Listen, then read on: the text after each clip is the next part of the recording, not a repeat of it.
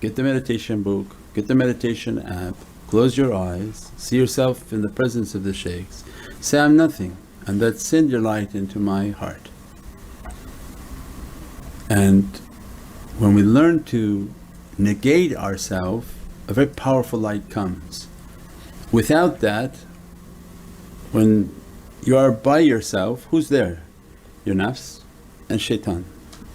And we've given other talks before, in case you're new, is that if it's just your nafs and shaitan, your soul is hostage. You have no ability to help your soul, nor are you equipped with it, nor were you sent on this earth with an ability to. And that's why Allah says in Qur'an that, I have attached the shaitan to everyone. So it wasn't for you to be independent, because Prophet was sent upon the earth and the holy companions were in need of Prophet to reach salvation. This was the whole concept of risalat, and that we're in need of Prophet, we're in need of the holy companions, we're in need of the ulul am to keep that way of admitting, La ilaha anta subhanaka inni kuntu minadh dhalimeen. Glory be to Allah, and I am an oppressor to myself. If I'm an oppressor to myself, how am I going to save myself? So anybody by themselves already is under the oppression of shaitan and their ego. So where's your soul? It's locked up.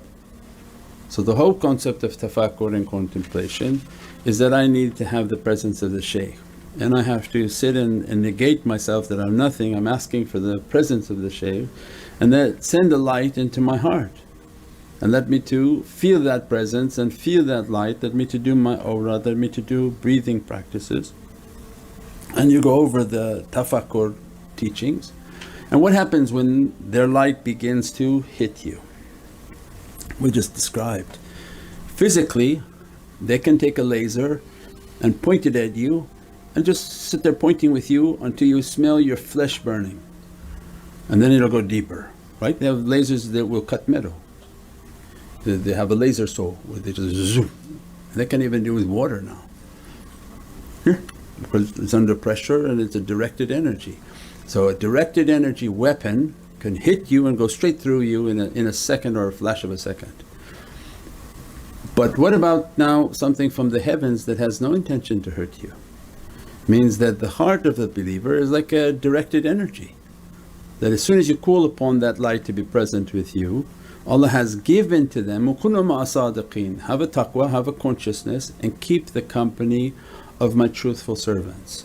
Does that mean Allah is only talking about the physical dimension? Where Allah says, I don't care about this earth like the wing of a mosquito. When Allah addresses us, it's about your soul, not the body that's only here for 60 years, but the soul that I gave you for all of eternity. Have a consciousness and keep the presence of these truthful servants. Why? They calibrate you and they redirect you that you're off course, come back to this course. But for tafakkur and contemplation, I have to take a life in which to ask for their lights to be present. When their light comes, a very strong magnet that begins to burn through the nafs of someone, burn through all of the badness and the bad energies that shaitan has put upon people to shield them from lights. And I think Mawlana would describe it like a catheter in medicine or like a drip IV.